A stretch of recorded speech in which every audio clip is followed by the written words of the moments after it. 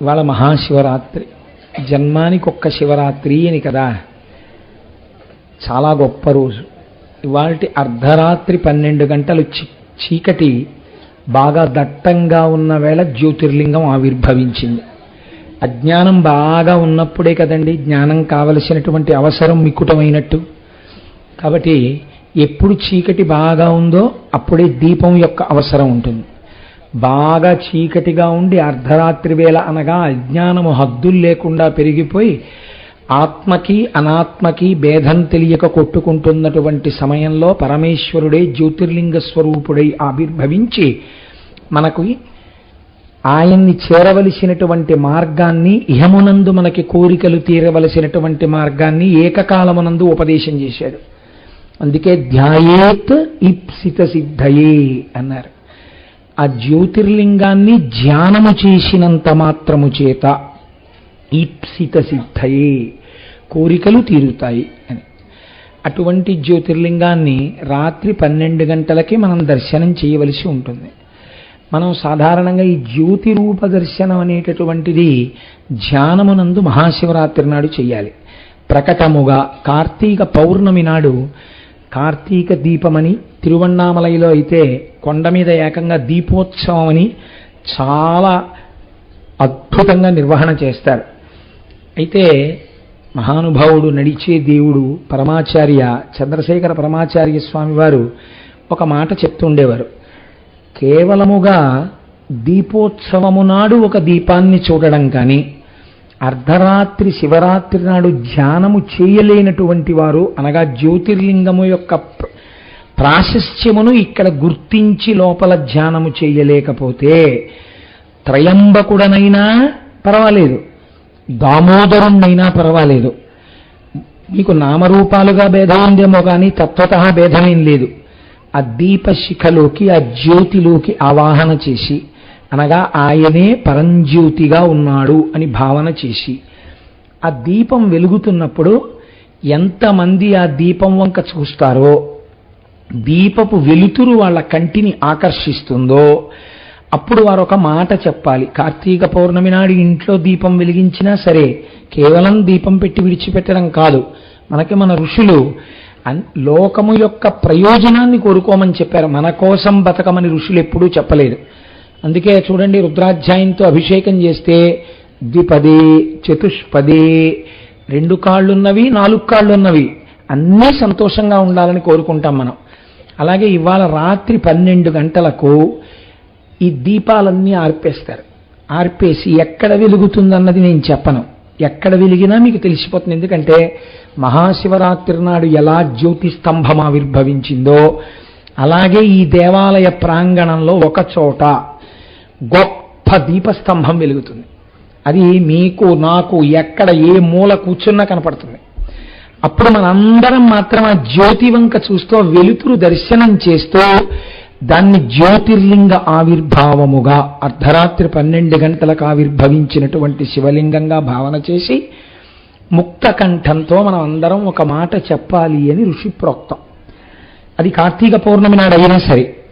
ఏమి కీటాః పతంగాః మశకాశ్చ వృక్షాః జలే స్థలే ఏ నివసంతి జీవాః దృష్ట్వా ప్రదీపం న చ జన్మభాగినః భవంతి త్వం శ్వపచాహి విప్రాః. అంటే ఎవరు ఈ దీపమును చూస్తున్నారో ఈ దీపము యొక్క కాంతి ఎంత దూరము పడుతోందో ఆ కాంతిలో ఉన్నటువంటి జీవులు ఏవైనా కావచ్చు. అవి కీటాః, పురుగులవచ్చు, పతంగాః, రెక్కలతో ఎగిరేటటువంటి దీపపు పురుగులు కానీ పక్షులు కానీ, మశకాశ్చ, ఈగలు దోమలు, వృక్షాః, ఆ వెలుతురు చెట్ల మీద పడింది ఆ చెట్లు, జలే స్థలే ఏ నివసంతి జీవాః, అక్కడికి దగ్గరలో నీరు ఉండొచ్చు, నీటిలో కొన్ని ఉండొచ్చు, భూమి మీద కొన్ని ఉండొచ్చు. ఈ వెలుతురు ఎంత దూరం పడుతోందో ఆ జ్యోతిని చూసి వీరు చెప్పినటువంటి శ్లోక ధ్వని ఎంత దూరం పెడుతుందో దృష్ట్వా ప్రదీపం న చ జన్మభాగినః, అదే సాక్షాత్ పరమేశ్వరుడు, త్రయంబకుడు, త్రిపురాంతకుడు, మహాదేవుడన్న భావన చేస్తూ మీరు అలా చూడడం చాలా తేలికండి. అర్ధరాత్రి వేళ ఒక జ్యోతిస్సు కంటిని ఆకర్షిస్తుంది.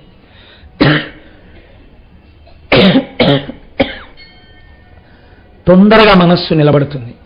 కాబట్టి అటువంటి జ్యోతి స్వరూపాన్ని చూసి నమస్కరిస్తూ దృష్ట్వా ప్రదీపం నచ జన్మభాగినః, ఎవరైతే అలా దీపాన్ని చూసి నమస్కరించి శ్లోకాన్ని చెప్తున్నారో వాళ్ళకి నచ జన్మభాగినః, వారికి ఇక జన్మ లేదు. అంటే ఆ భక్తితో కూడిన దర్శనము జ్ఞానావిర్భావమునకు హేతువై ఆ జ్ఞానము చేత మళ్లీ పుట్టవలసిన అవసరము లేకుండా పునరావృత్తి రహిత శాశ్వత శివ సాయుధ్య స్థితిని ఇప్పించగలిగినటువంటి ఒక చిన్న పని చాలా పెద్ద ప్రయోజనాన్ని ఇప్పించగలిగినటువంటి గొప్ప నైమిత్తిక తిథి మహాశివరాత్రి.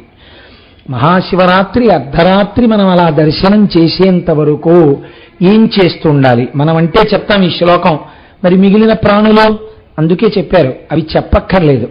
ఆ వెలుతురు పడితే చాలా, వెలుతురు పడినంతలో ఏ ఉన్నాయో వాటికి కూడా అంత గొప్ప జన్మ వస్తుంది. కనుక భవంతి త్వం శ్వపచాహి విప్రాహ, శ్వపచులు కూడా విప్రులవుతారు దాన్ని చూసినటువంటి వారు, ఈ శ్లోకమును చెప్పినవారు. కాబట్టి రాత్రి 12 గంటలకి లింగోద్భవ వేళ వరకు ఉండి, లింగోద్భవం అయిన తర్వాత అభిషేకం జరుగుతుంది స్వామికి. ఆ అభిషేకం జరిగిన తర్వాత మనం గృహాభిముఖులం అవుతాం. ఈ లోపల ఏం చెయ్యాలి? రోజు ఏం చేస్తారో చేయకుండా ఉండాలి. రోజు ఏం చేస్తారు? నిద్రపోతారు. ఇవాళ ఏం చేయాలి? నిద్రపోకుండా ఉండాలి. నిద్రపోకుండా ఉండడం జాగరణం అవుతుందా? అలా అయితే ఏదో పని చేసి నిద్రపోకుండా ఉండొచ్చు, అది జాగరణం కాదు.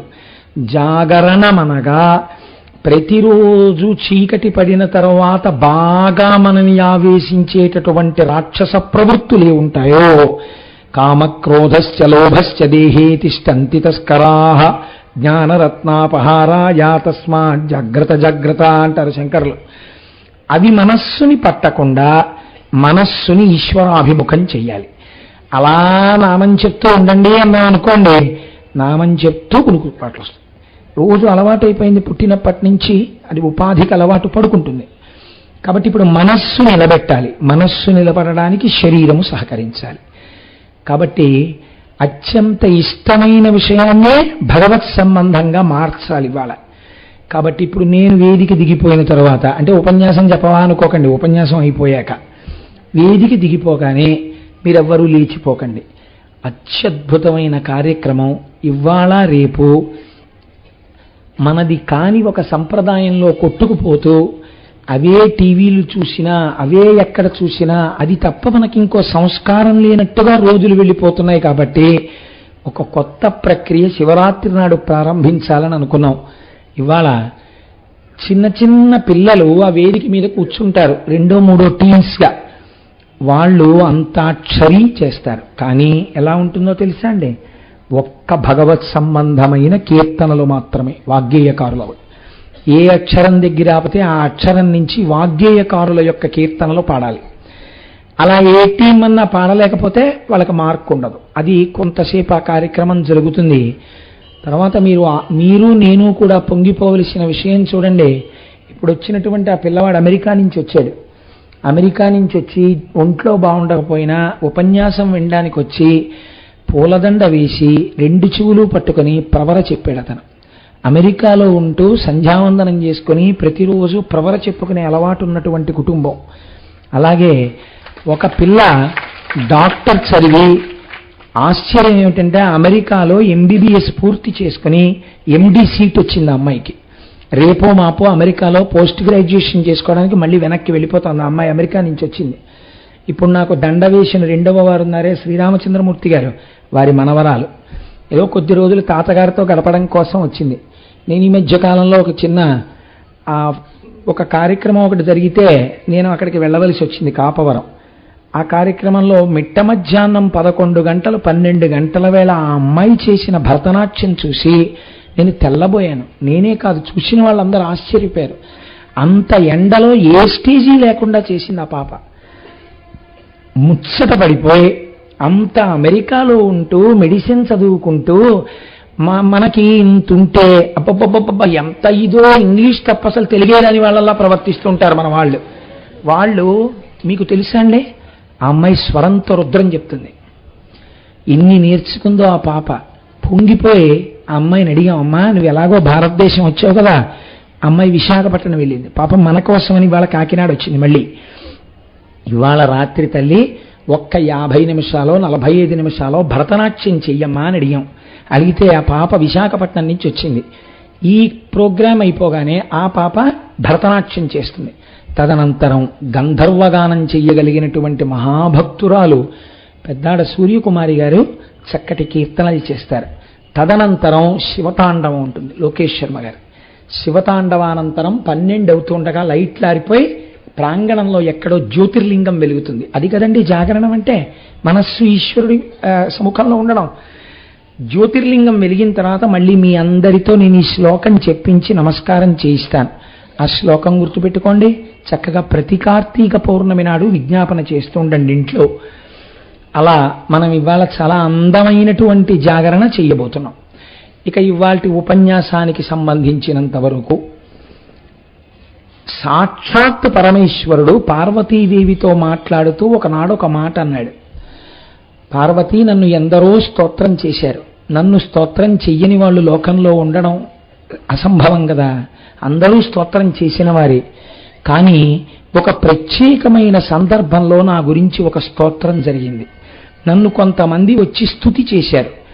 ఆ చేయబడినటువంటి స్తుతిలో ఒక్క శ్లోకం కానీ, ఆ శ్లోకం రాకపోతే అర్ధశ్లోకం కానీ, అర్ధశ్లోకం కూడా రాకపోతే ఒక్క పాదం కానీ, ఒక పాదం కూడా రాకపోతే ఒక్క మాట కానీ, ఒక మాట కూడా రాకపోతే ఆ రోజున అది వినడం కానీ చేసినటువంటి వాళ్ళకి నేను నా అనుగ్రహాన్ని వర్షిస్తానని చెప్పాడు. అటువంటి స్థితిని మహానుభావుడు పోతన గారు వీరభద్ర విజయంలో చెప్పారు ఈ విషయాలు. కాబట్టి ఇవాల్టి రోజున అంత మహోత్కృష్టమైనదేదో శివుణ్ణి ప్రతిరోజు మనం ఏ రూపంతో చూడవచ్చని మనకి వేదం చెప్తోందో ఆ విషయాన్ని మీకు నేను విజ్ఞాపన చెయ్యబోతున్నాను. ఉపోద్ఘాతం కొత్తది, విషయం మీరు విన్నది. కాబట్టి చూడండి, ఒకానొకప్పుడు దేవతలు దానవులు క్షీరసాగర మథనం చేశారు. అమృతోత్పాదనం చెయ్యాలి అని. అమృతాన్ని కానీ సృజించగలిగితే దాన్ని తాగి చిరంజీవులు కావాలని వాళ్ళ కోరిక. కాబట్టి మందర పర్వతాన్ని తీసుకెళ్లి పాలసముద్రంలో దించారు. దానికి వాసుకి అనబడేటటువంటి పావుని చుట్టారు. దేవతలు పట్టుకున్నారు, దానవులు పట్టుకున్నారు. పట్టుకుని దాన్ని తిప్పుతున్నారు. ఎడమ కుడి మనుపు తిరుగుచు కుడి ఎడమను వెనుక తిరుగు కొలగిరి కడలింగడలెడల సురలన సురులు తొడి తొడి పని పండము మొదలు తుదియను దిగువల్. తలవేపు దేవతలు పట్టుకున్నారు, తోకవేపు రాక్షసులు పట్టుకున్నారు. ఆ మందర పర్వతాన్ని తిప్పుతున్నప్పుడు దేవతలు ముఖం పట్టుకుని పావుని సర్రనిట్లాగితే ఆ మందర పర్వతం ఇలా తిరిగేదిట. ఇప్పటి వరకు దానవులు ఎక్కడి నుంచున్నారో దేవతలకు అక్కడ వరకు పరిగెత్తుకొచ్చేవారట. అక్కడ దాకా వచ్చేసేటప్పటికి వాసుకి చుట్టబడింది మొదలకు వచ్చేసేది. మళ్ళీ వీళ్ళు దాన్ని పట్టుకుని వెనక్కి పరిగెడితే మళ్ళీ ఇక్కడ ఉన్నటువంటి దానవులందరూ దాని మొదల దగ్గరికి వచ్చేవారట. అలా ఆ పావుని చుట్టి మందర పర్వతాన్ని తిప్పుతున్నారు. ఇదంతా అసలు ధ్యాన సంబంధమైన విషయం. లోపల మనస్సుని తిప్పినప్పుడు వచ్చే స్థితి యందు ఈశ్వర అనుగ్రహం ఎలా పొందాలి అన్నది. అమరాసుర కరవి పరిభ్రమణ ధరాధర వరేంద్ర భ్రమడంబును తాకమఠేరు వీపు తీటను శమియోత గచాల దయ్య జగతీనాథ. ఆ మందర పర్వతం కిందకి దిగిపోకుండా ఉండడం కోసమని ఆదికూర్మ రూపంలో మహానుభావుడు శ్రీ మహావిష్ణువు పాలసముద్రంలో పడుకున్నారు. ఆయన వీపు మీద పెట్టారు ఈ మందర పర్వతాన్ని. పెట్టి తిప్పుతున్నారు. తిప్పుతుంటే ఎంత తిప్పినా సరే మందర పర్వతాన్ని ఆయన వీపు దురద తీరలేదుట ఆ మందర పర్వతం తిరుగుతున్నప్పుడు. అంటే మహానుభావుడి యొక్క శక్తి ఎలా ఉంటుందో చూడండి. ఇది ఈశ్వరుని యొక్క కారుణ్యం. తండ్రి చాలా అలసిపోయాడు కొడుకు పని మీద తిరిగి. ఆఖరికి పట్టుకొచ్చాడు. 35 సంవత్సరాలు 30 సంవత్సరాలు అయిపోయిన తర్వాత నువ్వు చిన్నప్పుడు 10వ క్లాస్ వరకు ఎక్కడ చదువుకున్నావో సర్టిఫికెట్ పట్టరా అన్నారు అనుకోండి. 30 సంవత్సరాలు సర్వీస్ అయిపోయిన తర్వాత ఆ ఉద్యోగస్తుడు ఎప్పుడో 40 ఏళ్ల క్రితం ఏ స్కూల్లో చదువుకున్నాడో సర్టిఫికెట్ తెమ్మంటే అప్పటికి ప్రమోషన్లు అన్నీ వచ్చి ఆయన ఎక్కడో ఆంధ్రదేశంలో ఏమోలో ఉన్నాడు. ఎక్కడో ఉన్న తండ్రికి పల్లెటూరు ఉత్తరం రాశాడు, నాన్నగారు నాకు సర్టిఫికెట్ కావాలి టిప్పు. కొత్త కొత్త ఆలోచనలు వస్తుంటాయి కదా మన వాళ్ళకి. ఇప్పుడు తెమ్మంటున్నారు సర్టిఫికెట్ అంటే, పాపం ఆ తండ్రి రోహిణీ కార్తెలో నెత్తి మీద బట్ట వేసుకుని ఆ స్కూల్కి వెళ్ళి, అయ్యా మా అబ్బాయి 40 ఏళ్ల క్రితం ఇక్కడ చదువుకున్నాడండి, 5వ క్లాస్ నుంచి 10వ క్లాస్ వరకు సర్టిఫికెట్ ఇమ్మంటే, అయ్యా కిందటి ఏడాది రికార్డే దొరకట్లేదు, ఉంచడానికి ఆల్మేరాలు ఉండవు, పైన రూఫ్ ఉండదు, 40 ఏళ్ల క్రితం మీ అబ్బాయి చదువుకుంటే సర్టిఫికెటా ఎక్కడతామంటే, అది ఇవ్వకపోతే జీతం ఇవ్వచ్చండి, అందుకు ఇప్పించండి మహాప్రభుని కాళ్ళ వేళ్ళ పడితే ఆఖరికి ఎలాగో అలా ఈయన తిరగ్గా పాపం ఈ ముసలాయన బాధపడ్డాక ఒక్కరోజు స్పెషల్ క్యాజువల్ లీవ్ దానికి, అప్పుడు ఆ సర్టిఫికెట్ ఇస్తే అది పట్టుకుని తండ్రి గారు పరిగెత్తుకెళ్ళి, అమ్మయ్య నాన్న ఇదిగోరా సర్టిఫికెట్ ఇచ్చానంటే, నాన్నగారు దీనికోసం మీరు ఎంత శ్రమ పడ్డారో నాన్నగారు అంటే, తండ్రి అంటాడు, శ్రమే ఉందిరా, డాక్టర్ గారు ఎలాగో కొంచెం మీరు నడుస్తుంటే మంచిదన్నారు, దీని పేరు మీద ఏదో 4 మాటలు స్కూల్కి వెళ్ళి రావడం అయిందంటాడు. అంతేగాని నిజమేరా దీనికోసం నేను ఎంత తిరిగానో అంటాడా? తండ్రి కారుణ్యం అటువంటిది, పిల్లాడు నొచ్చుకుంటాడేమో అబ్బాయి ఏముందిరా అంటాడు. అలా శ్రీ మహావిష్ణువు కూడా అన్నారట, ఆ మందర పర్వతం తిప్పుతుంటే ఆయన వీపు చెక్కుకుపోయిందని వీళ్ళు పొద్దున బెంగెట్టుకుంటారేమో అని, ఒరే మీరెంత తిప్పినా నా వీపు దురద తగ్గలేదురా, తిప్పుకోండి అన్నట్టే. ఎంతటి కారుణ్యమో చూడండి మహానుభావులది. నిన్నటి రోజున మీకు కాళిదాసకృత శ్లోకం చెప్పాను కదా, ఆ పరబ్రహ్మవస్తు బ్రహ్మగా ఉన్నా, విష్ణువుగా ఉన్నా, శివుడిగా ఉన్నా దాని కారుణ్యం ఎప్పుడూ అలాగే ఉంటుంది. కనుక ఆయన నా దురద తీరలేదు అన్నాడు. ఆ మందర పర్వతాన్ని తిప్పుతుంటే పాల సముద్రంలో ఉన్నటువంటి పావులు, తాబేళ్లు, పెద్ద పెద్ద చేపలు ఇవన్నీ ఆ తరంగములతో పైకి లేచి ఒడ్డున పడ్డాయిట. మిగిలినవి పడితే ఒకెత్తండి, తాబేలతో గొడవ ఉండదు, అది భూమి మీద పడినా నీళ్లలోకి వెళ్ళిపోతుంది, కప్ప భూమి మీద పడ్డా నీళ్లలోకి వెళ్ళిపోతుంది, దానికేం బాధ ఉండదు. మత్స్యకారులు వచ్చి వల వేసినప్పుడు కప్ప ఎన్ని మాటలు పడ్డా దాని ప్రాణానికి బాధ లేదు, చూసి దిక్కుమల్ల కప్పని విసిరేస్తాడు, మళ్ళీ నీళ్ళలోకి పోతుంది. పాపం చేప ఒక్కసారి కానీ ఒడ్డున పడిపోయింది అనుకోండి, అయిపోయింది దాని జీవితం. మా చిన్నతనంలో ఆ పిల్లలు పాడుతుండేవారు, మచిలీ జల్కా రాణి ఉస్కా జీవన్ పాని హాత్ లగావో డర్జాయేగి బాహర్ నికాలో మజ్జాయేగి అని. మచిలీ జల్కా రాణి, చేప నీటికి రాణి. అటువంటిది ఏదో రాజమండ్రి పిల్ల ఐసప్, రైలు వచ్చింది ఐసప్ అని పాడతారు. ఈ పాటకు అర్థం ఏంటని మీరు అలా విన్నారనుకోవడానికి ఏం అర్థమే ఉండదు, వాళ్ళు ఏదో పాడుకుంటారు అంతే. ఆ పాడుకుంటే వాళ్ళకు ఉత్సాహం వచ్చి కలుపుతారు దాన్ని. అలా వీళ్ళందరూ పెద్ద చప్పుడు చేస్తూ కలుపు తిప్పు నడుచుకుంటూ పరిగెడుతున్నారు అటు ఇటు.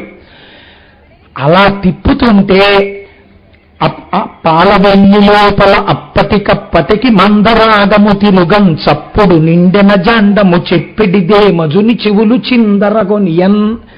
ఆ పర్వతం తిరుగుతుంటే ఆ వచ్చిన చప్పుడికి బ్రహ్మలోకంలో తపోనిష్టలో సమాధిలో ఉన్నటువంటి చతుర్ముఖ బ్రహ్మగారు ఉలిక్కి పడ్డారట. ఏమిట్రా ఈ చప్పుడు, ఏం చేస్తున్నారు పిల్లకాయలందరూ, ఏమిటి అల్లరాయి అని బయటకు వచ్చి చూశారట. దేవదానవులు క్షీరసాగర మథనం చేస్తున్నారు. అందులోంచి హాలాహల విషము పొట్టె అవనేనాథ. వాళ్ళు కోరుకున్నది అమృతం, మొట్టమొదట పుట్టింది హాలాహలం. వాళ్ళు బతకాలని వాళ్ళు కోరుకుంటే చంపేది ముందు పుట్టింది. ఆ పుట్టినటువంటి ఆ హాలాహలం పెద్ద పెద్ద గంతులు వేసుకుంటూ భూమి మీదకి వచ్చింది. అది వెళుతూ ఉంటే నదులు ఇంకిపోయాయి, సరస్సులు ఇంకిపోయాయి, అరణ్యాలు కాలిపోయాయి, పట్టణాలు కాలిపోయాయి, నగరాలు కాలిపోయాయి, పల్లెలు కాలిపోయాయి. అది దూకుతూ జింక ఎలా దూకుతుందో అలా వెళ్ళింది. ఒక్కొక్కసారి ఏరి ఎలా నడుస్తుందో అంత గంభీరంగా నడిచింది. అది వెడుతున్నప్పుడు అది మొన్న గంగావతరణం విన్నారే, జలువ తాగేసిన తర్వాత అంతా ఎండిపోయినట్టు అప్పటి వరకు పెద్ద పట్టణం. ఆ హాలాహలం ఆ పట్టణం నుంచి వెళ్ళగానే నిర్జనం, అక్కడ పట్టణం లేదు. అలా బూది చేస్తూ వెళ్ళిపోతోంది ఆ హాలాహలం. ఇప్పటి వరకు ఈ మందర పర్వతాన్ని పట్టుకుని తిప్పుతున్న వాళ్ళందరూ ఏం చేశారు, ఉత్తర క్షణం ఆ మందర పర్వతాన్ని వాసుకుని అక్కడ వదిలేసి దేవతలు దానవులు ఇద్దరూ పరిగెత్తారు. మీరు ఈ విషయం బాగా గుర్తుపెట్టుకోవాలి. నేను తరచూ ప్రస్తావన చేస్తూ ఉంటాను, ఒకే తల్లికి తండ్రికి 10 కుమారులుంటే అందులో ఇద్దరు చాలా తప్పు ప్రవర్తన కలిగిన వారైనా తల్లి తండ్రి వాళ్ళని దూరంగా పెట్టరుగా. ఆ ఇద్దరికీ వాళ్లే తల్లిదండ్రులు, మిగిలిన 80 సుగుణాభిరాములకు వాళ్లే తల్లిదండ్రులు. అలా రాక్షసులకైనా తల్లిదండ్రులు జగత పితరం వందే పార్వతీ పరమేశ్వరవు వాళ్లే. కాబట్టి ఇప్పుడు ఎవరి దగ్గరికి పరిగెత్తాలి? అందరూ కలిసి పరిగెత్తారట పరమశివుడి దగ్గరికి. ఇది నిజంగా మహానుభావుడండి. ఇక్కడ దర్శనం చేశారు. చాలా విషయాలు పోతన గారి రచనలు ఇక్కడ దర్శనం చేసినవే అనిపిస్తుంది. కాబట్టి ఆయన అన్నారు, శని కైలాసముజొచ్చి శంకరయ వాసద్వారముంజేరి ఈశుని దవ్వారికులడ్డుపడ్డ తలమంచుంజొచ్చి కుయ్యో ముర్రోలింపుము చిత్తగింపుము దయన్ ప్రార్థించుమంచు అంబుజాముఖ్యల్కని అర్థరక్షణ కళాసౌరంభురిన్ శంభురిన్ అంటారు పోతన గారు. ఆర్తరక్షణ కళాసౌరంభురిన్ శంభురిన్. మీరు ఆ విశేషణం చూడాలి. వీళ్ళందరూ ఎలా వెళ్ళారు? శని కైలాసముజొచ్చి శంకరుని వాసద్వారముంజేరి ఈశోదవ్వారికులడ్డుపడ్డ తలమంచుంజొచ్చి కుయ్యో ముర్రోను మాలింపుము చిత్తగింపుము దయన్ వీక్షింపుమంచు. వీళ్ళందరూ పరిగెత్తుకుంటూ కైలాసం దగ్గరికి వెళ్ళేటప్పటికీ ద్వారపాలకులన్న వాళ్ళ పని వాళ్ళదే కదండి. దిండి ముండి అని ఇద్దరు ద్వారపాలకులు, వాళ్ళిద్దరూ శూలాలిలా అడ్డు పెట్టుకుని ఉన్నారు. చాలా తొందర పని మీద వచ్చారేమో, ఏమిటి ఇంతమంది ఇలా వచ్చేస్తున్నారు, ఆగండి ఆగండి ఆగండి ఆగండి ఆగండి అంటున్నారు. నీ మోహం నీకు చెప్పడం, మళ్ళీ నువ్వు లోపలికి వెళ్ళడం, పరమశివుడికి చెప్పడం, ఆయన బయటికి రావడం సమయం లేదు, మేము వెళ్ళిపోవలసిందే అని ఆ శూలాలు పక్కకి తోసేశారు. వాళ్ళని తోసేశారు, లోపలికి చొరబడిపోయి అందరూ నిలబడిపోయి శంకర శివ మహాదేవ పాహిమాం పాహిమాం అని అరిచారు. ఇప్పుడు ఉరే మీరు నా ద్వారపాలకుల్ని తోసేసి లోపలికి రావడం ఏమిట్రా? మీకు కష్టం ఉంటే ఆగండి, లోపలికి వచ్చి చెప్పాక బయటికి వస్తాను అని అనలేదుట. అని అనలేదని చెప్పడానికి ఒక చిన్న విశేషణం వేసేశారు. ఆర్తరక్షణ కళాసౌరంభులే శంభునిన్. ఆర్తితో వెళ్ళి ప్రార్థన చేసినటువంటి వాళ్ళ యొక్క కోరిక తీర్చడం తప్ప అయ్యో వీళ్ళిలా రావచ్చా అని చూడడము తెలియనటువంటి కరుణాంతరంగుడైన పరమేశ్వరుడు ఎవరున్నాడో ఆయన గబగబా బయలుదేరి వచ్చి నించుని, అయ్యో బిడ్డలారా ఎందుకర్రా ఇలా పరిగెత్తుకొచ్చారు, ఏమైంది, ఏం కష్టం వచ్చింది మీకు అని అడిగారట. అడిగితే వాళ్ళన్నారు, వచ్చిన వాళ్ళు చాలా తెలివైన వాళ్ళండి, అడిగిన ఆయనంత అమాయకులు కారు. చిత్రం ఏమిటంటే లోకంలో బిడ్డన్ని పెంచి పెద్ద చేసేటప్పుడు తండ్రి చాలా గడుసుగా ఉన్నాను నేను, నాకు అన్నీ తెలుసు, వీడికి ఏం తెలియవనుకుంటాడు. అందుకే ఒక వయస్సు వచ్చిన తరువాత పుత్రమిత్రవదాచరేత్ అంది లోకం. పుత్రుడితో మాట్లాడేటప్పుడు, పుత్రుడితో ప్రవర్తించేటప్పుడు వాడు ఇంకా నీ కొడుకు, వాడికి ఏం తెలియదని నువ్వు అనుకుని మాట్లాడకో. ఈశ్వరుడిచ్చిన ఒక మిత్రుడన్న భావనతో ప్రవర్తించు. ఎందుచేత అంటే మనం చూస్తూ ఉంటాం లోకంలో, ఏ తల్లి తండ్రి తమ చెమటోర్చి పెంచి పెద్ద చేశారో ఆ తల్లి తండ్రి చూడకుండా భార్యకు పట్టుకెళ్ళి బోనస్ ప్యాకెట్ ఇచ్చే ప్రబుద్ధులు ఎందరో లోకంలో.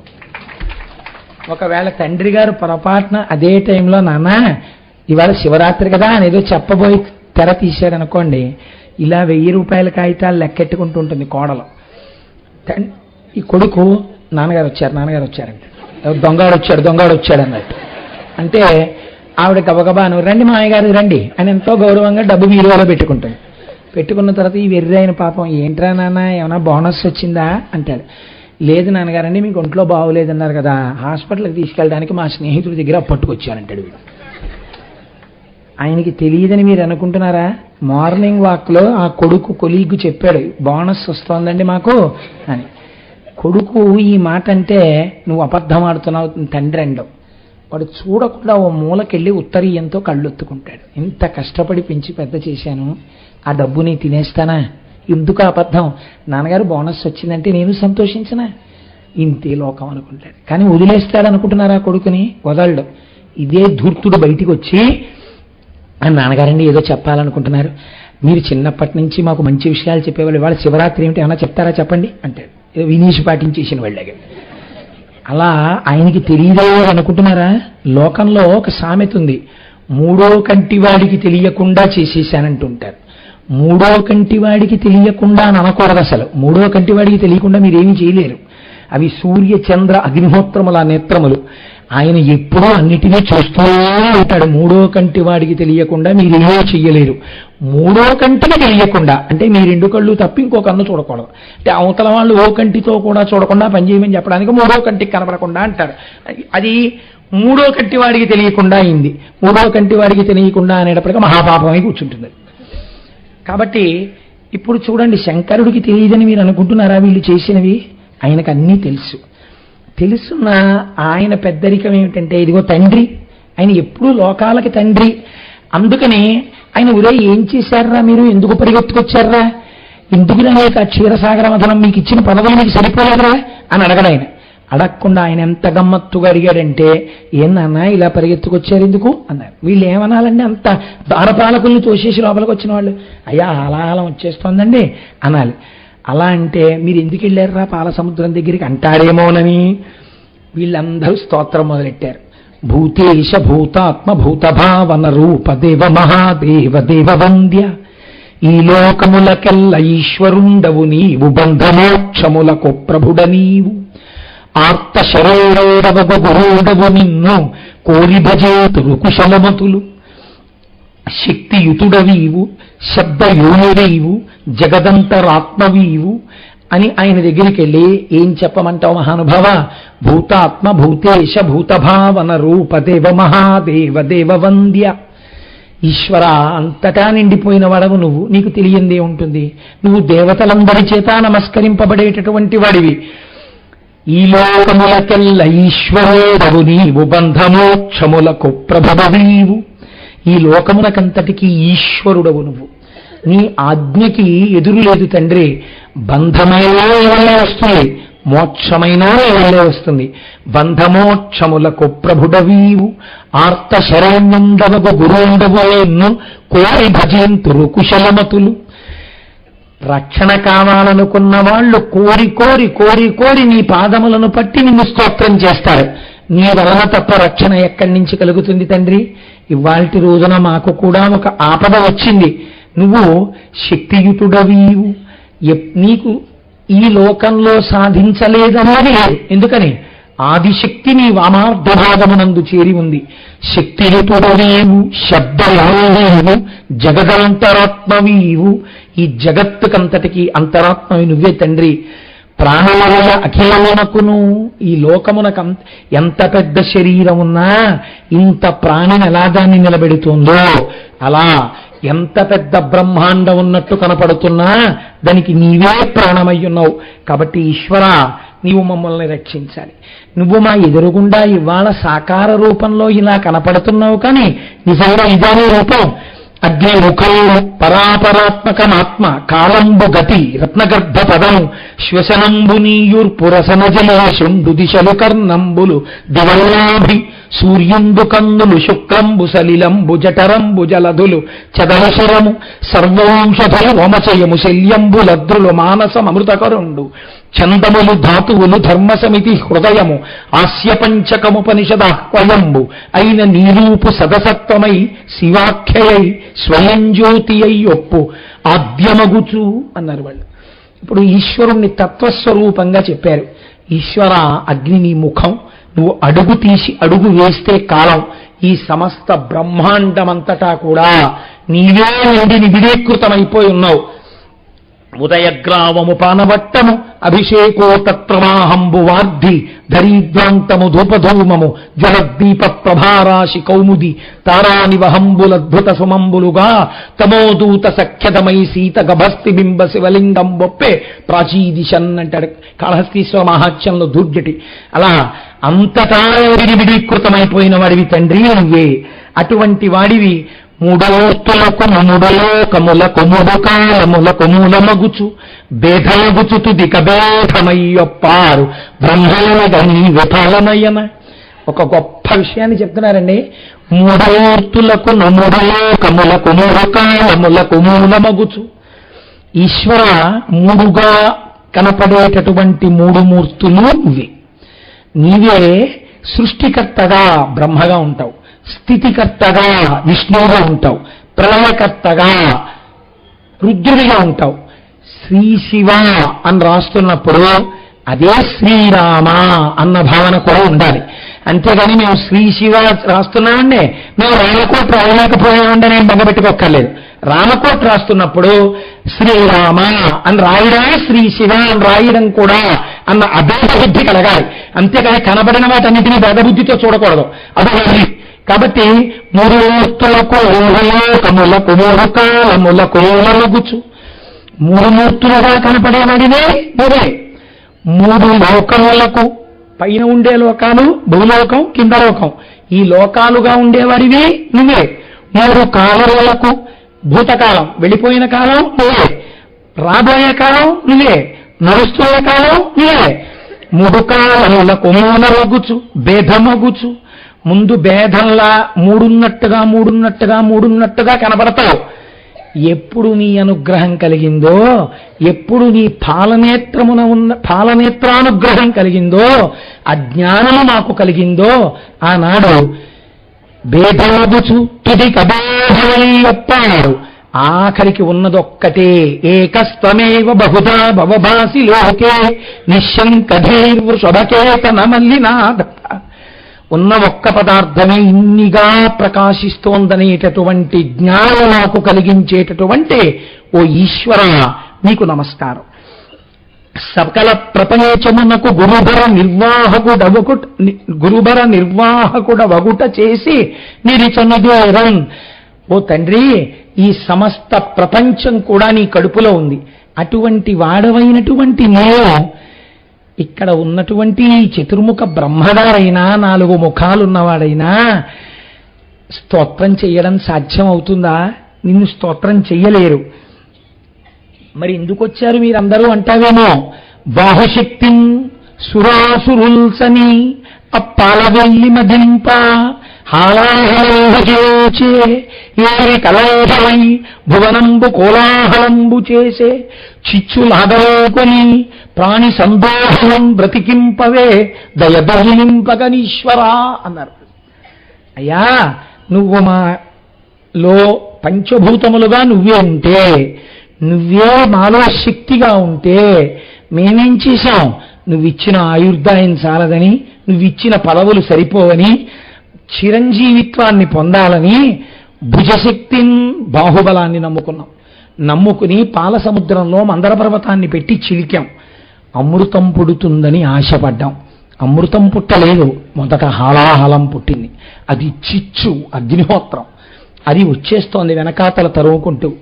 ఈశ్వరా, ఈ లోకములకన్నిటికీ పెద్దవాడివి కదా, ఈశ్వరుడివి కదా, నీ మాట ఏది మాత్రం కాదనగలదు. అందుకని మీరు దాన్ని పుచ్చేసుకోండి అన్నారు. పుచ్చేసుకుని చిచ్చులాగమంగొని నువ్వు పుచ్చేసుకుంటే ప్రాణి సందోహమన్ బ్రతికింపవే. ఈ ప్రాణి సందోహాలన్నింటినీ నువ్వు బతికించు. దయదోరింపగనీశ్వరా, మా మీద దయని కృప చేయి. ఎందుకు తాగాలి అని అడగద్దు. మా మీద దయతో నిర్హేతుక కృప. దానికి ఎందుకు కారణం ఉండక్కర్లేదు. మేము తప్పు చేయడమే కారణం. ఇదొక చమత్కారమైన మాట సుమండి. శాస్త్రంలో ఒక ఆయన అడిగాడు అమ్మవారిని, ఒక చమత్కారమైన మాట అడిగాడు. నేను అన్నీ పొందడానికి పూర్ణుడనైతే, అన్నీ పొందడానికి అర్హుడనైతే నీ దయ వర్షించడానికి అవకాశం ఎక్కడుందమ్మా? ఏమీ లేనిటువంటి చెడు ప్రవర్తన ఉన్నవాణ్ణి నేను కాబట్టే నా మీద దయ వర్షించి నన్ను బాగు చేసుకో అన్నాడు. ఇదో చమత్కార ధోరణి. మీకు శరణాగతి ఎందు 2 ప్రకాశిస్తాయండి. మిమ్మల్ని మీరు ఉద్ధరించుకోలేని స్థితి, ఉద్ధరించగలిగిన ఈశ్వరుడు యొక్క దయ ఏకకాలమునందు ప్రకాశిస్తాయి. కాబట్టి ఇప్పుడు వాళ్ళు తమ తప్పొప్పుకుని శరణాగతి చేస్తున్నారు. ఈశ్వరా, దయచూడు, మమ్మల్ని రక్షించు, మేము పొరపాటే చేశాం, అందుకే నేను అంటలేదు వాళ్ళు. బాహుశక్తి, ఈ బాహువులకున్న శక్తి నమ్ముకుని వెళ్ళాం, మాకు పరాభవం జరిగింది. కాబట్టి శంకర, లంపట మోడిమితను సంపద కృప చేయ జయము సంపాదింపన్ సంపడి వారి వధింపను సొంపారగదికి చెల్లు సోమార్థధరా. ఏమి పద్యాలండి, అమృత గుళికలు. వాళ్ళు అన్నారు, లంపట మోయివారింపను సంపద కృప చేయ జయము సంపాదింపన్. మనం చూడండి, ఓ మాట అంటుంటాం, ఏమండే ఆ శివరాత్రి నాడు పూజకి రాలేదేమండి అన్నాం అనుకో. ఏం చెప్పమంటారు, లంపటం. ఇంట్లో ఆ రోజునే మనవడికి స్పెషల్ క్లాసు. ఏం చేస్తాను, కొడుకు కోడలు ఊరు వెళ్తున్నాం, ఏదో శ్రీశైలం వెళ్తున్నాం, అత్తయ్య గారు మీరు చూసుకోండి అని వెళ్ళారు. ఆ పిల్లాడికి వేళ పట్టున ఏదో నాయన టిఫిన్ కాఫీ పెట్టాలి కదా, రాలేకపోయినా చాలా బాగుందని చెప్పుకుంటున్నారు, నేనేం చేయను, ఏమనుకోకేం రాలేదని అంటే నేను అనుకోవడం ఎందుకు, మీరు రాకపోతే నేను ఎందుకండి అనుకోవడం. అలా లంపటము నివారింపను, లంపటం అంటే సంసారమే. ఎన్ని కోట్ల జన్మలెత్తాము, ఎన్ని కోట్ల జన్మలెత్తినా దిక్కుమాల సంసారం ఎవరే, ఆ జన్మకి ఆ జన్మకి అది ఫ్రెష్. చక్క భార్య పిల్లలు, పందికి లేనేమిటి, దానికి ఉన్నాయి భార్య పిల్లలు. ఆఖరికి తేనెటీగలకి లేనేమిటి, వాటికి ఉన్నాయి మగ తేనెటీగలు, గుడ్లు, పిల్లలు. ప్రపంచంలో సంసారం లేనిదే ఉందండి. అసలు ఈ జేబు పెట్టుకోవడం అన్న అలవాటు మనకి ఎక్కడితో తెలుసా అండి? మనకి ప్రారంభం పాపం చేస్తూ ఉండడం, మూటట్టుకుని వెళుతూ ఉండడం, ఆ మూట పట్టుకుని వెళ్ళడం అలవాటు, ఓ జేబు పెట్టుకుని అందులో పెట్టుకోవడానికి అది కూడా అలవాటు. అందుకే జేబులు పెట్టించుకోవడం అందుకే వచ్చిందిలో ఉంది. అందుకే పూర్వం వైదిక సంస్కారంలో జేబులున్న ఉండే ఒక ఉత్తరీయం వేసుకుని బొడ్డును దోపుకోవడమే, జేబులు లేవు. ఇప్పుడు చొక్కాలు వచ్చాక జేబులు వచ్చాయి అంటే పాపాలు బాగా పెరుగుతున్నాయని గుర్తు. లాల్చీకి నాకు జేబుందిలేండి, మిమ్మల్ని అనక్కర్లేదు. కాబట్టి లంపటము నివారింపను, సంసార నిర్మూలనం అంటే ఒకటి గుర్తు పెట్టుకోండి. అంటే ఏమండి, సంసారం ఉండకూడదని భార్య పిల్లల్ని చంపేవతల పారేయమని కాదు. సంసారాన్ని వదిలిపెట్టడం అంటే సంసారముందు మీరు ఉండాలి. చక్కగా అన్నిటికీ కూడా ఈశ్వరుడి యొక్క కారుణ్యమును చూడగలిగినటువంటి పెద్ద మనస్సు ఏర్పరచుకోవాలి. ఒక కష్టం వచ్చిందనుకోండి, ఓ కష్టం వస్తే ఈశ్వరుడు ఎందుకు ఈ కష్టం ఇచ్చాడో, నేను ఎంత పెద్ద పాపం చేశానో అంత ఫలితాన్ని అనుభవించలేనని ఇంత చిన్న కష్టంతో ఈశ్వరుడు దాన్ని తొలగించేశాడు.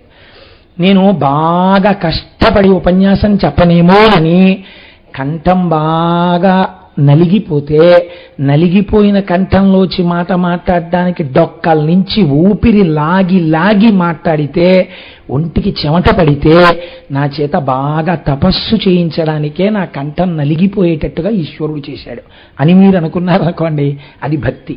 అంతేగాని నేను శివపురాణం చెప్తే నా కంఠం పోవడం ఏంటండి, ఉంచద్దా శివుడు అనకూడదు. చూడండి, మీరు దృష్టికోణమునందు ఉంటుంది ఏదైనా సరే. నేను తరచు చెప్తుంటాను, ఇద్దరు భక్తులు దేవాలయానికి వచ్చారు. ఒక ఆయన అన్నాడు, ఈశ్వర నాకు చాలా యోగ్యమైన భార్యనిచ్చావు, ఏ పుణ్యకార్యం చేద్దామన్నా నేను సిద్ధం ఉంటుంది, అటువంటి భార్యనివ్వడం వల్ల నేను పుణ్యకార్యాలు చేసి తరిస్తున్నానన్నాడు. రెండో ఆయన అన్నాడు, ఈశ్వర నాకు గొప్ప గయ్యాళి భార్యనిచ్చావు, నేను యతి అంటే ఆవిడ పెతి అంటుంది, అందుకని నాకు తొందరగా వైరాగ్యం వచ్చింది, నాకు వైరాగ్యం రాదేమోనని గయ్యాళి భార్యనిచ్చి ఎంత వైరాగ్యం ఇచ్చావయ్యా, కృతజ్ఞుడని అన్నాడు. వీళ్ళిద్దరినీ చూసి మిగిలిన వాళ్ళు నేర్చుకోవాలి కదండి. ఇద్దరూ కష్టం చూడలేదు, ఈశ్వరానుగ్రహం చూస్తున్నారు. యద్భావం తద్భవతి. మీరు చూడ్డంలో ఉంటుందండి. మారడు అని ఒక మహాశివభక్తుడు, ఆయనకి ఏమీ తెలియదు. ఆయనకు తెలుసున్నది ఏమిటో తెలుసా అండి, ఇంటికి ఎవరైనా ఆర్తితో వస్తే అన్నం పెట్టమంటే ఆయన శివుణ్ణి చూసేవాడు వాళ్ళల్లో, అంతే అన్నం పెట్టడమే. శివుడు ఒకనాడు పరీక్ష చేశాడు. హోర్న వాన 3 రోజుల నుంచి ఎడతెరిపి లేదు అసలు ఆ వర్షం. అంత వర్షం, వాళ్ళకున్నది చిన్ని పూరిపాక, ఐశ్వర్యం అంతా తీసేశాడు ఈశ్వరుడు. వాళ్ళు అన్నారు, అబ్బా గొడవ వదిలిపోయింది, హాయిగా ఐశ్వర్యం అంతా పోయింది కాబట్టి ఇప్పుడు దాని గొడవ లేదు, ఇంకా మనం హాయిగా శివపూజ చేసుకోవచ్చు అనుకున్నారు. ఓ అర్ధరాత్రి వేళ విభూతి పుండ్రాలు పెట్టుకుని శంకరుడే వాళ్ళ ఇంటికి వచ్చాడు. ఉనికి పోతూ వృద్ధ బ్రాహ్మణ రూపంలో వచ్చి, అన్నం తిని 1 వారం రోజులైందయ్యా, ఇంత అన్నం ఉంటే పెట్టండి అని అడిగాడు. అడిగితే మారడు భార్య వంక చూశాడు, వాళ్ళన్నం తిని 1 వారం రోజులైంది. మనం నలిగిపోయినా పర్వాలేదు, వృద్ధ బ్రాహ్మణుడు శివుడు వచ్చినట్టు అన్నం పెట్టాలి. ఆవిడంది, ఎక్కడి నుంచి పెడతాం, ఇంత వానలో ఎవరింటికి వెళ్ళనన్నాడు. బెంగ పెట్టుకోకండి, మనకున్న కొద్దిపాటి పొలంలో మీరెవరి దగ్గర నుంచో ధాన్యం పట్టుకొచ్చి చల్లారు, మొక్కలు వస్తాయని. వర్షం ఇంత వర్షం కాబట్టి ఆ వడ్లు పైకి తేలిపోయి ఉంటాయి. మీరు జాగ్రత్తగా వానలో వెళ్ళి మెరుపులు మెరుస్తుంటే మెరుపుల కాంతిలో వడ్లేరండి, తీసుకురండి. నేను ఆ వడ్లు గబగబా దానికి ఉన్న పొట్టు తీసేసి, ఎంత కష్టం అండి నిజంగా తడి వడ్డుకు పొట్టు తీయడం అంటే, దాంతోటే జావ చేసేసి ఆయనకి పెడతాను, పెద్ద ఆయన ప్రాణం నిలబడాలంది. మెరుపుల వెలుతురుతో వడ్లేరాడండి ఆయన, తనకి పంట పోతుందని తెలిసి. వడ్లేరి గబగబా పట్టుకుని భార్య దగ్గరికి వచ్చాడు. ఇంట్లో పరపురుషుడున్నాడు, భర్త లేడు. లోపల తానుండకూడదని వచ్చిన బ్రాహ్మణుడు అన్నాడు, అమ్మా నీ భర్త ఎక్కడికో వెళ్ళాడు, నేను బయట నిలబడతానమ్మా అన్నాడు వణుకుతూ. అయ్యా వద్దు, మీరే ఇంట్లో ఉండండి, నేను బయట నించుంటానని వృద్ధ బ్రాహ్మణుడిని ఇంట్లో నించోపెట్టి వర్షంలో బయట భార్య నించుంది. మారడి ఇంటికి వచ్చాడు, ఇవిగో వడ్లు తెచ్చానన్నాడు. ఎలా జావ చేయడం, అగ్నిహోత్రం ఎలా, ఉన్న ఒక్క పాకలో అన్నీ తడిసిపోయాయి. అంటే అప్పుడు చూరు వైపు చూశారు, ఒక్క కర్ర తడవకుండా చూరుకుంది.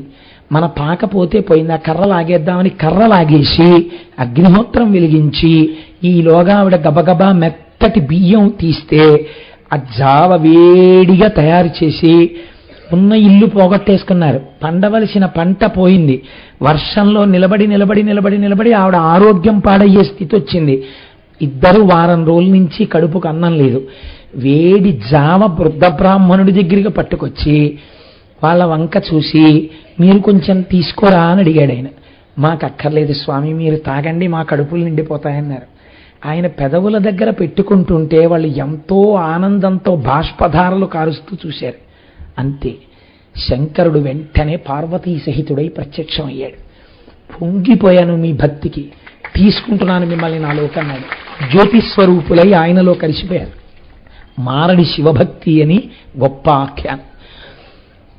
ఇప్పుడు చెప్పండి, సంసారము బయటుందా, సంసారము లోపలుందా? భార్యాభర్తలిద్దరూ బిడ్డలు కలిసి జీవితాన్ని తరింప చేసుకోవచ్చు. నేను అలా పొగిడానని మీరు అనుకోకండి. ఇప్పుడు నాకు దండ వేసిన వారి తండ్రి గారు ఇన్కమ్ ట్యాక్స్ ఆఫీసర్ చేసి రిటైర్ అయ్యారు. ఆయన ఎంత సంస్కారమో, చక్కగా శిఖ పెట్టుకుని పంచ పెట్టుకుని కండువా వేసుకుని పూజలు చేసుకుంటారు. ఆ కొడుకు చూడండి అమెరికాలో ఉన్న ప్రవర చెప్పుకుని సంధ్యావందనం చేసుకుని పూజ చేసుకుంటున్నాడు. ఆ డాన్స్ చేసే పిల్ల చూడండి ఎంత సంస్కారము. సంసారం ఎక్కడుందండి? సంసారం బయట లేదు, ఇక్కడుంది. లోపల సంసారమునందు మగ్నత పెంచుకుంటే బరువు. అందరం కలిసి భగవంతుడి సేవ చేసుకుంటూ తరిద్దామనుకున్న నాడు చక్కగా భార్య, భర్త, పిల్లలు అందరూ కలిసి తరించిపోవచ్చు. సంసారం ఈశ్వరుణ్ణి చేరడానికి అడ్డు కాదు, తరించడానికి తేలిక మార్గం గృహస్థాశ్రమమే. కనుక లంపటము నివారింపను, అటువంటి కోణంలో మేము నడువడి ఉండేటట్టుగా చేయగలిగినటువంటి శక్తిని ఇయ్యగలిగిన వాడవు ఈశ్వరా నీవే. లంపటము నివారింపను సంపద కృప చేయ, డబ్బు కావాలనుకున్న వాళ్ళకి ఐశ్వర్యం ఇవ్వగలిగిన వాడివి నువ్వే. సంపద కృప చేయ జయము సంపాదింపన్, ఏదైనా ఒక విజయం సంపాదించాలంటే ఈశ్వర అనుగ్రహం ఉండాలి. జయము సంపాదింపన్ చంపెడి వారి వధింపను, అందరినీ చంపేవాడిని చంపాలంటే మార్కండేయుడి విషయంలో ఏమన్నా ఎవరు చంపారు? చంపెడి వారి వధింపను సొంపారద నీకె చెల్లు సోమార్థధరా. ఓ చంద్రరేఖ ధరించినటువంటి ఈశ్వరా, ఇవి నీకే చెల్లయ్యా. మమ్మల్ని ఇప్పుడేమిటి? చంపెడి వారి వధింపను, మమ్మల్ని చంపడానికి వచ్చేస్తోంది అవతల వైపు నుంచి హాలాహలం. దాన్ని నువ్వు పుచ్చుకోగలిగిన సమర్థుడవు, తండ్రి మమ్మల్ని రక్షించవా అని అడిగారు. అడిగితే శంకరుడు తండ్రి హాలాహలం పుచ్చుకోగలిగిన సమర్థుడైనా పుచ్చుకోలేదుట. పుచ్చుకోకుండా ఒక్కసారి పార్వతీదేవి వంక చూశాట. ఏమిటి మా ఆయన బయటికి వెళ్ళారు, ఎవరివో బోలంతమంది కంఠాలు వినపడుతున్నాయి, అరుపులు వినపడుతున్నాయి, వీళ్ళందరూ నా పిల్లలు బ్రహ్మ మొదలైన వాళ్ళల్లా ఉన్నారు అని అమ్మ కూడా గబగబా వచ్చింది. వీళ్ళ మాటలనే అమ్మవారు వింటోంది. ఇప్పుడు శంకరుడు హాలాహలం పుచ్చుకోలేక కాదు, పుచ్చుకుంటాడు. కానీ ఆయనకి అమ్మవారి వంక చూశాడు. ఎందుకో తెలుసా అండి? ఏమండి, ఏ వీరభద్ర విజయం చేసినప్పుడు వీళ్ళెవ్వరికీ మీరు గుర్తు రాలేదు. అప్పుడు యాగం చేశారు వీళ్ళు, నిరేశ్వర యాగం చేశారు. చేస్తే వీళ్ళందరూ వీళ్ళు హవిస్సులు పుచ్చుకోవడానికి వెళ్ళారు. అప్పుడు మీరు గుర్తు రాలా? హాలాహలం వస్తే మీరు గుర్తొచ్చారా? వీరి బ్రాహ్మణ లోపలికి రా అంటుందేమో అని ముందే అమ్మవారికి నచ్చ చెప్పుకుంటున్నట్ట తల్లిదండ్రులు. కనుక అమ్మలా అనదు. ఒక దెబ్బ కొట్టించి బాగు చేసిన ఆవిడే, మళ్ళీ పిల్లల్ని రక్షించిన ఆవిడే. కాబట్టి ఇప్పుడు ఆవిడ వంక చూసి అమ్మవారికి నచ్చ చెప్పుకుంటున్నాడు శంకరుడు. ఈశ్వరి చూశావా, కంటే జగముల దుఃఖము వింటే జల జనిత విషపు వేడిని.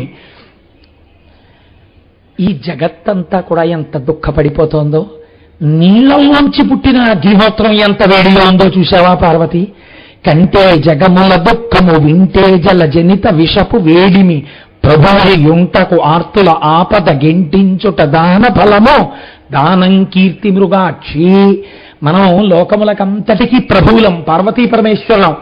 మన ప్రభుత్వం ఉన్నది అని గుర్తేంటే పిల్లలకు ఆపద వచ్చినప్పుడు ఆపద తీయాలి. తల్లిదండ్రులంటే ఏంటి, పిల్లాడు ఎన్నో తప్పులు చేస్తాడు, గుర్తు పెట్టుకుని పిల్లాడి ఇబ్బందిలో ఉన్నప్పుడు దెప్పిపడవడానికే. ఎన్ని తప్పులు చేసిన పిల్లలైనా సరే వాడికి కష్టం వచ్చిందనేటప్పటికీ ఎన్ని ముక్కులో మొక్కేస్తుందమ్మ. అడుగు తీసి అడుగేయడానికి తనకు ఓపిక లేదు. కానీ పిల్లాడికి ఏదైనా ఇబ్బంది వచ్చిందనేటప్పటికీ అయ్యా నీ ఆలయానికి 101 ప్రదక్షిణాలు చేస్తాను, 7 ఉపవాసాలు ఉంటాను, ఎన్ని గుర్తొస్తే అన్ని మొక్కులు. ఎందుకు ఈ మొక్కులు అంటే పిల్లల మీద ఉన్న ప్రేమ. మరి మన ఇద్దరం తల్లిదండ్రులం కదా, పిల్లలందరూ ఏడుస్తున్నారు కదా, వాళ్ళ కష్టం మనం గట్టెక్కించద్దా పార్వతి? చూడండి ఆయన హృదయం, ఇది శంకరుడంటే. కాబట్టి హరిమది ఆనందించిన హరినాక్షి జగంబులెల్లయానందించున్ హరియో జగములు వచ్చక గర్వము వారించుటొప్పు కమలదలాక్షి. ఇదొక చమత్కారం అండో ఈ లోకంలో. ఎప్పుడైనా భార్య ఒప్పుకునేటట్టు చెయ్యాలంటే, అంటే నీకు ఇవన్నీ అనుభవాలా అని అనుకోకండి మహాప్రభు. భార్య ఒప్పుకునేటట్టు చేయాలనుకోండి, ఒక 2 నెలల్లో మళ్ళీ తిరుపతి వెళ్ళిపోవాలనిపించింది అనుకోండి. పాపం మీ నాన్నగారు ఎప్పటి నుంచో తిరుపతి వెళ్దామంటున్నారు, కాబట్టి మనందరం కలిసి మళ్ళీ తిరుపతి వెళ్దాం, ఒక్కసారి పెద్దవారు అయిపోతున్నారు కదా, ఆయన కూడా మళ్ళీ ఎండలు అవి వచ్చేస్తే తట్టుకోలేరు, అందుకని ఒక 2 నెలల్లో తిరుపతి వెళ్ళొచ్చేద్దాం, రిజర్వేషన్లు చేయించేస్తాను అంటే, పాపం నిజమే మా నాన్నగారు పెద్దవారు అయిపోతున్నారు, ఎండలు వచ్చేస్తున్నాయి, రాగలరా, సరే చేయించేయండి అంటుంది. ఇంకా అన్నాక మొక్కు, ఏమన్నా 2 నెలల్లో అంటే మళ్ళీ డబ్బులు అవి అందామంటే తిరుపతి సరే అండి ఊరుకుంటుంది. పుట్టింటి వైపు నుంచి నరుక్కొచ్చి భార్యని అనిపించడం తేలిక. కాబట్టి ఈయన చూడండి ఎంత గమ్మత్తుగా చెప్పాడు. హరిమది ఆనందించిన హరినాక్షి జగంబులెల్లయానందించున్. ఆవిడ పేరు కూడా హరినాక్షి చేసేశాడు, అన్నగారి పేరుతో కలిపాడు. ఎక్కడున్నాయండి భేదాలు? భేదాలు సృష్టించుకుంటే ఉన్నాయేమో కానీ లోకంలో ఎక్కడ లేవు. శివకేశవుల మధ్య పక్కన ఉన్న పార్వతీదేవి విష్ణు నారాయణ నారాయణి తల కొట్టుకు రోజు చెప్తూనే ఉన్నారు ఆయన. హరిమది ఆనందించిన మీ అన్నయ్య స్థితికారుడు, ఈ లోకములన్నింటినీ నిలబెట్టవలసిన వాడు. ఈ లోకాన్ని ఇలా దగ్ధమైపోతుంటే మీ అన్నయ్య బాధపడతాడు కదా పార్వతి. ఇప్పుడు ఈ లోకాన్ని మన ఇద్దరం రక్షించామనుకో, బావగారు టైంకి భలే ఆదుకున్నారండి అని సంతోషిస్తాడు. అది కదా బాలమృతి బతక్కుతాడంటే. అంతేగాని మీ అన్నయ్య బాధపడేటట్టుగా నేను ఇలా కూర్చుంటే ఉపయోగం ఏమిటి, పుచ్చేసుకుంటాను పార్వతి అంటే పాపం వాళ్ళ అన్నయ్య గుర్తొచ్చి అయితే సరేనండి అంటుందేమోనని. ఇంకా ఆవిడ అలా వింటోంది చక్కగాను. చెప్పండి అన్నట్టు. ఇంకా కొంచెం ఇంకా ఉడకాలి అంటారు చూసారా మన వాళ్ళు. అయిపోతుంది వంట, కంగారు పడకండి, ఉడకాలి కొంచెం, అయిపోతుంది అంటారు. అలా పరహితము చేయునెవ్వడు పరమహితుండగుని భూత పంచకమునకున్ పరహితమే పరమధర్మము పరహితునకు నెదురు లేదు పర్వేందుముఖి. పర్వేందుముఖి పున్నమి చంద్రుడి ముఖం లాంటి ముఖం ఉన్నదానా అంటే అర్థం ఏంటి? అదే తాగేస్తారా అని ఇలా పెట్టద్దు, నువ్వు చక్కగా పున్నమి చంద్రుడిలా ఉంటావు అంటే ముందర కాళ్ళకి బంధాలు. ఎంత చమత్కారంగా మాట్లాడతాడండి. దేనికోసం? లోకం కోసం విషం పుచ్చుకోవడానికి ఇవన్నీ. ఇది శంకరుడంటే. పర్వేందుముఖి పున్నమి చంద్రుడు లాంటి మొహం ఉన్నదానా అంటే అమ్మవారు ఏమనాలి? పక్కున నవ్వేసి ఇంత మొహం చేసేసుకోవాలి. పరహితము చేయునవ్వడు, తన కోసం బ్రతకడం కాదు పార్వతి, పొరుల కోసం బ్రతకాలి. అలా బతికేవాడిని చూసి పంచభూతములు కూడా హితమవుతాయి, ఆయన్ని చూసి పొంగిపోతాయి. కాబట్టి ఆ హలాహలం పుచ్చుకోవద్దు. హాలాహలాన్ని నేను పుచ్చుకుంటానని బెంగెట్టుకుంటున్నావా పార్వతి? నేనేమన్నా హాలాహలం పుచ్చుకుంటే ఏమైనా అయిపోతాను అనుకుంటున్నావా? శిక్షింతు హాలాహలమును భక్షింతును మధుర సూక్ష్మఫల రసౌక్రియం రక్షింతు ప్రాణికోట్లను వీక్షింపిము నీవు నేడువిక చాబ్జముఖి. బాగా విచ్చుకున్న పద్మం లాంటి ముఖం ఉన్న పార్వతి హలాహలం పుచ్చుకుంటే ఏమైనా అయిపోతాను అనుకుంటున్నావా? ఏమీ అవదు తెలుసా? ఎందుకో ఎలా ఏం చేస్తాననుకుంటున్నావు? శిక్షింతు హాలాహలమును, ఆ హాలాహలాన్ని శిక్షిస్తాను. భక్షింతును మధుర సూక్ష్మఫల రసము క్రియన్. ఓ కిస్మిస్ పండు చేతిలో పెట్టుకుని అలా నోట్లో పడేసుకుంటాను పార్వతి ఏమనుకుంటున్నావు? రక్షింతు ప్రాణికోట్లను, రక్షణ చేస్తాను ప్రాణికోట్లను. ఎక్కడ తమోగుణం అండి శివుడికి? లోకరక్షణ చేసేవాడికి తమోగుణం ఏంటి? బుద్ధిహీన గుణాలు ఈశ్వరమూర్తులకు ఆపాదించడం గాని. రక్షింతు ప్రాణికోట్ల వీక్షింపుము నీవు నేడు వికచాబ్జముఖి. చూడు చక్కగా, అమ్మో ఆయన వెళ్ళిపోతున్నారు బాబాయ్, విషం పుచ్చేసుకుంటున్నారు బాబాయ్, ఏమైపోతుందో అని ఇలా ఇలా ఇలా ఏమండి పుచ్చేసుకున్నాక నాకు చెప్పండి, అలా పక్కకి తిరిగిపోవాలి, అలాగే ఏం వద్దు, చక్కగా అలా లైవ్ టెలికాస్ట్ చూసినట్టు చూడు, ఎలా పుచ్చేసుకుంటానో చూడు. పార్వతి అంటే ఆవిడందిట మీ ఇష్టం వచ్చినట్టు చేసేయండి. ఇక్కడే నేను తరచు చెప్తుంటాను అనుకోండి, నాకు ఎంత ఇష్టమో ఆ ఘట్టం. శుకుడు వింటున్నాడు భాగవతం.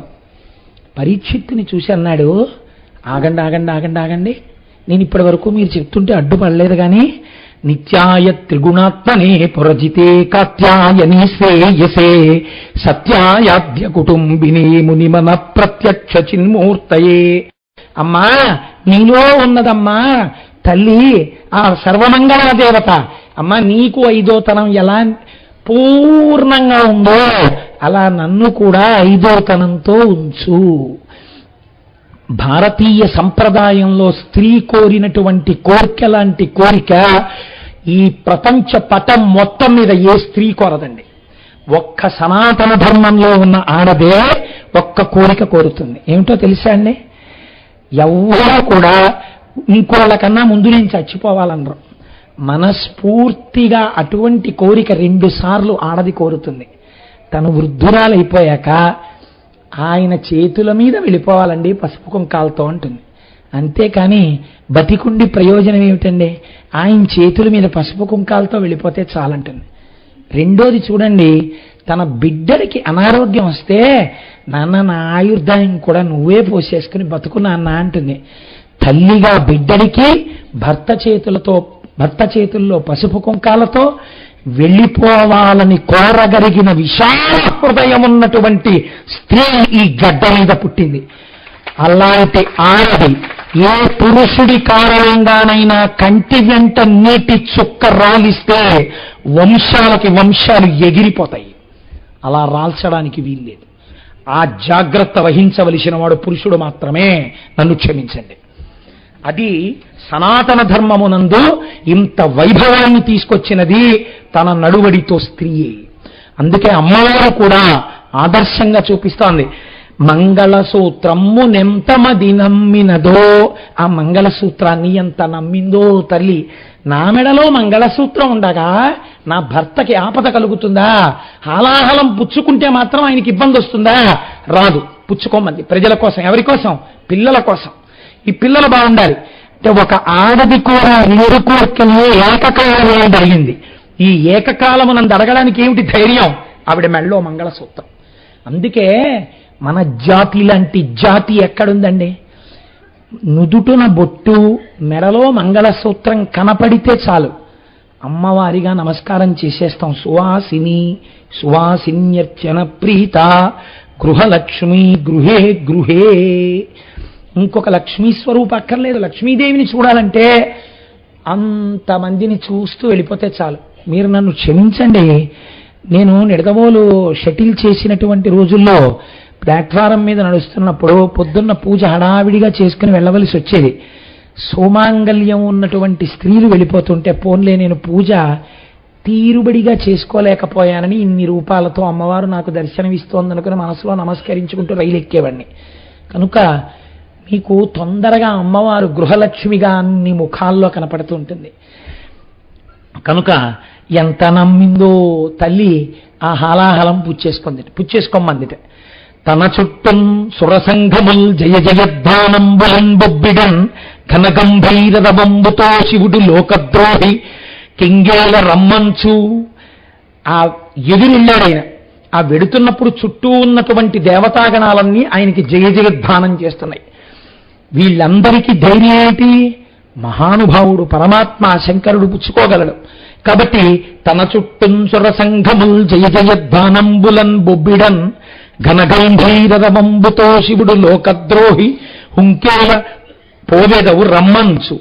కింగేలన్ ఆ చేతితో పట్టుకొని అంకించి దాన్ని ఇలా ముద్దగా చేసేసి ఒక చిన్న కబళం ఎలా తయారవుతుందో ఒక నేరేడు పండంత చేసుకుని నోట్లో పెట్టుకుని మింగేసి ఇలా పుచ్చేసుకోవడానికి సిద్ధపడిపోయాట. ఇంకా కంఠం దగ్గరికి వెళ్ళింది. చిత్రం ఏమిటంటే కదలంబారవు పాప పేరు వడలన్ ఘర్మాంబుజాలంబు పుట్టదు నేత్రంబులు నెర్రబారవు నిజ జూటాచంద్రుడు కందడన్ వదనాంభోజము వాడదా విషమునాహ్వానించుచో దాయుచో పదిలంబై కడిచేయుచో దిగుచుచో భక్షించుచో మృంగుచో. ఈశ్వరుణ్ణి ఆశ్రయించినటువంటి వాళ్ళు ఎంత క్షేమంగా ఉంటారో చూడండి. పాము, మీరు అగ్నిహోత్రం వెలుగుతోందనుకోండి, పాము దాని దగ్గరికి రాదు, దూరంగా పారిపోతుంది.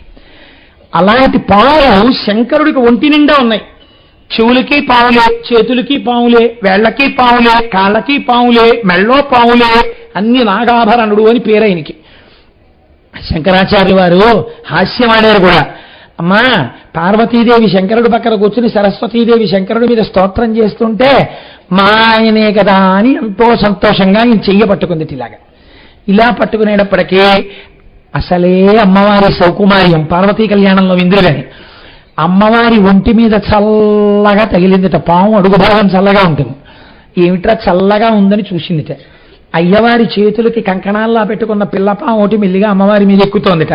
హరాహిభ్యో భీత అన్నారు శంకరాచార్యులు వారు. అమ్మో పాముని ఇలా అందిట అమ్మవారు.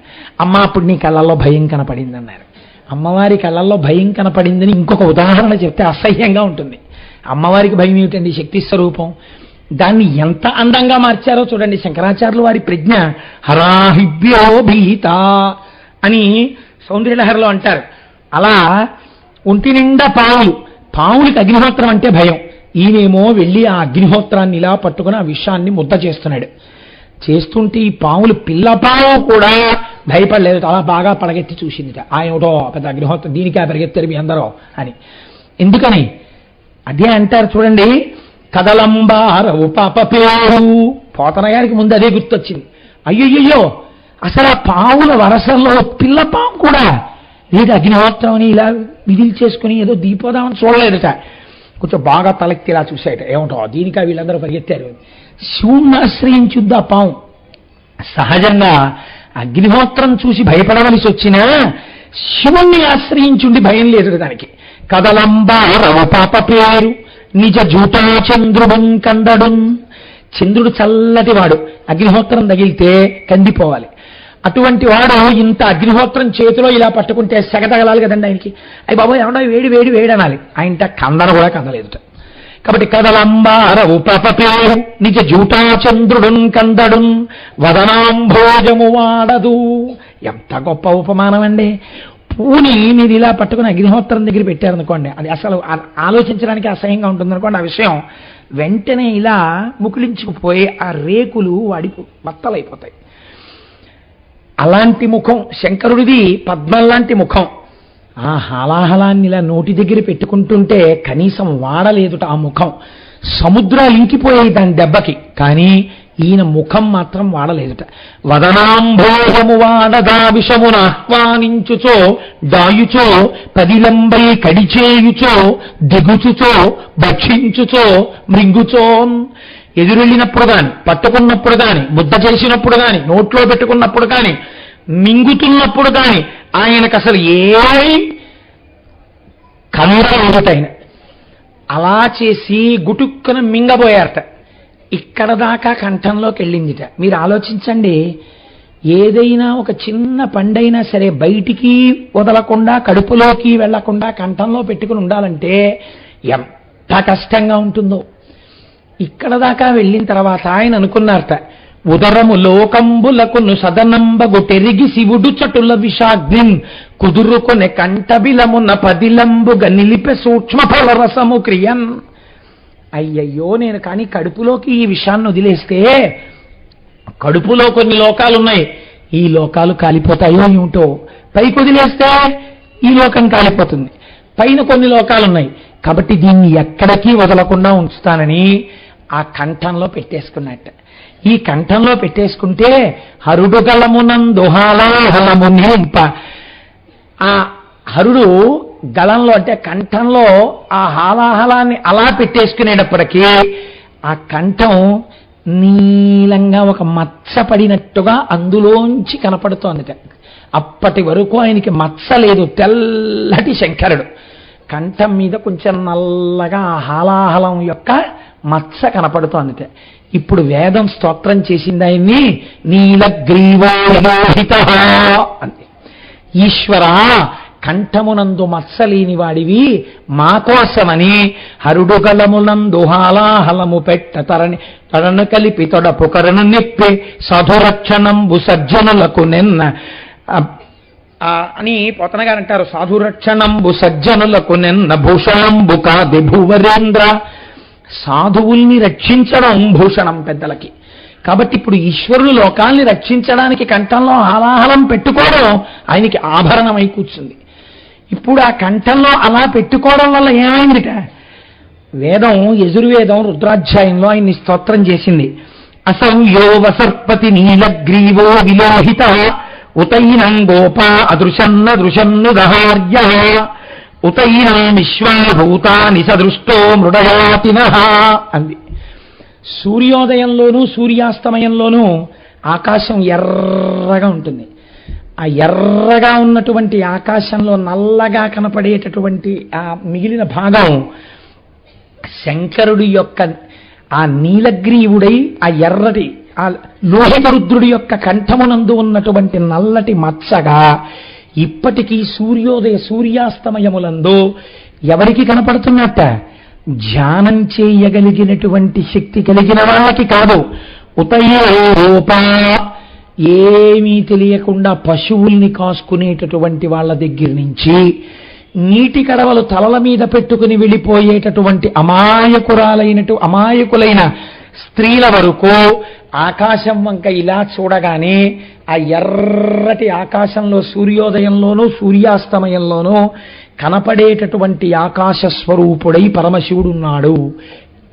అటువంటి స్వరూపానికి నమస్కరిస్తే హాలాహలభక్షణం చేసి మీరు బెంగ పెట్టుకోకండి, నీ కొరకు నేనున్నాను అని మనకి తండ్రి అయి ఆనాడు కంఠంలో ఆ హాలాహలాన్ని పెట్టుకున్న శంకరుడి యొక్క కారుణ్యము మనకి ద్యోతకమై మనం ఎంతో సంతోషపడిపోతాం. అయితే చిత్రం ఏమిటో తెలుసా అండి? ఇది చెప్పినప్పుడల్లా నేను ఒక్క విషయాన్ని చెప్పకుండా ఉండలేను. శంకరాచార్యుల వారి యొక్క గడుసుతనం అంటే గడుసుతనమే. ఆయన ఎంత అందమైన శ్లోకం ఇచ్చారంటే సౌందర్యలహరిలో సుధామప్యాస్వాద్య ప్రతిభయ జరా మృత్యుహరిణీం విపద్యంతే విశ్వే విదిశతమఖముఖాత్యాది విశద కరాళం యక్ష్వేణం కబలతవత కాలకలన నశంభోస్తన్మూలం తవ జనని తాటంక మహిమా అన్నారు. ఇంత పరమ పవిత్రమైన రోజున ఆ శ్లోకాన్ని కూడా ఒక్కసారి జ్ఞాపకం చేసుకోవడం మనకి శ్రేయోదాయకం.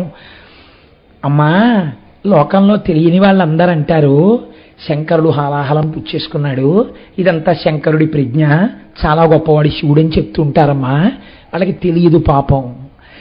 మరణం రాకూడదనుకుని బ్రహ్మగారితో సహా దేవతలందరూ కలిసి పెద్ద క్షీరసాగర మథనం చేశారు. అందులో అమృతం రాలేదు, హాలాహలం పుట్టింది. వీళ్ళందరూ పరిగెత్తారు. ఒక్క శంకరుడు మాత్రం హాలాహలాన్ని పుచ్చేసుకున్నాడు. కడుపులోకి వెళ్ళిందా? వెళ్ళలేదు, కంఠంలో పెట్టుకున్నాడు. అయినా అమ్మా, శంకరుడికి ఆపద ఎందుకు కలగలేదో తెలుసా? శంకరుడి గొప్ప కాదమ్మా, తవ జనే తాటంక మహిమా. ఆడదానికి 5 తప్పకుండా ఉండాలి. ఈ 5 ఉంటే సువాసిని అని పిలుస్తారు. 1 మంగళసూత్రం, 2 నల్ల పూసలు. మంగళసూత్రం దగ్గరైనా వేసుకుంటారనుకోండి, బయటికి ప్రకటంగా ఉండకపోయినా. చేత మంగళసూత్రము, నల్ల పూసలు, నొసటన బొట్టు, కాళ్ళకి మట్టెలు, 5వది శిగలో పుష్పములు. ఈ 5 సువాసిని చిహ్నములు. ఈ 5 పుష్పములు ఎంత గొప్పగా చెప్పబడతాయో మంగళసూత్రంతో సమాన స్థాయిలో తాటంకములు కూడా చెప్పబడతాయి. చెవి తాటంకం గురించి, తాటంకం అంటే తాటాకు. అసలు నిజానికి అమ్మవారికి చేసేటటువంటి అలంకారంలో చాలా గొప్ప అలంకారం ఏమిటో తెలుసా అండి? కొత్త తాటాకు ముక్క తీసుకొచ్చి అమ్మవారి చెవికి తాటంకంగా పెట్టాలి. యథార్థమునకు పెళ్లి చేసేటప్పుడు, ఈ మాటలు నేను చెప్తున్నాను అనుకుంటున్నారేమో, చంద్రశేఖర పరమాచార్య స్వామి అంతటి మహాపురుషులు చెప్పింది. ఆడపిల్ల పెళ్లి చేసేటప్పుడు గౌరీ తపస్సులో కొత్త తాటాకు ముక్కలు తీసుకొచ్చి పెట్టి పూజ చేసి ఆ కుంకుమ చేత పూజ చేయబడినటువంటి తాటాకు ముక్క సౌభాగ్య వస్తువుల్లో ఒకటి అమ్మవారి స్వరూపం. ఆ తాటాకు ముక్క పెళ్లి కూతురు యొక్క చెవిలో పెట్టాలి. అలాగే అమ్మవారి చెవి దగ్గర కూడా తాటాకు అలంకారం చెయ్యాలి. చేస్తే ఆడపిల్ల యొక్క 5వ తరానికి లోటు ఉండదు. కాబట్టి అమ్మవారు కూడా తాటంకము అంటే తాటి చెట్టు నుంచి వచ్చినటువంటి ఆకుచేత తయారు చేయబడిన ఆభరణము. ఆవిడ కూడా తాటాకు పెట్టుకుంటుందిట మొదట. కాబట్టి తవ జనని తాటంక మహిమా, అమ్మా నీ చెవులకు పెట్టుకున్నావే తాటంకాలు, వాటి మాహాత్మ్యమమ్మా. మంగళసూత్రంతో సమాన స్థాయిలో మాట్లాడుతున్నారన్నమాట అండి. ఇప్పుడు ఆ 5 చిహ్నాల్లో దీన్ని ఒకటిగా మీరు తీసుకోవచ్చు. అప్పుడు ఈ చెవులకు పెట్టుకున్నటువంటి తాటంకములున్నాయే, ఇవి భర్త యొక్క ఆయుర్దాయానికి రక్షణ హేతువులవుతాయి, తన సువాసినిత్వానికి హేతువులవుతాయి. అందుకే ఒక నియమం ఉంది. నేను మీకు పరమ యథార్థం చెప్తున్నాను, అబద్ధం చెప్పవలసిన అవసరం ఇంత పరమ పవిత్రమైన వేదిక మించి నాకు లేదు. మీరు చూడండి, ఎట్టి పరిస్థితులలో కూడా సువాసిని భర్త ఇంట్లో ఉండగా చెవులకున్న తాటంకములను తీసేసి తాటంకములు లేనటువంటి ఆభరణరహితమైన చెవులతో భర్తకి కనపడరాదు. ఎట్టి పరిస్థితులలో కనపడకూడదు. అలా అది చాలా దోషభూయిష్టమైనటువంటి విషయం.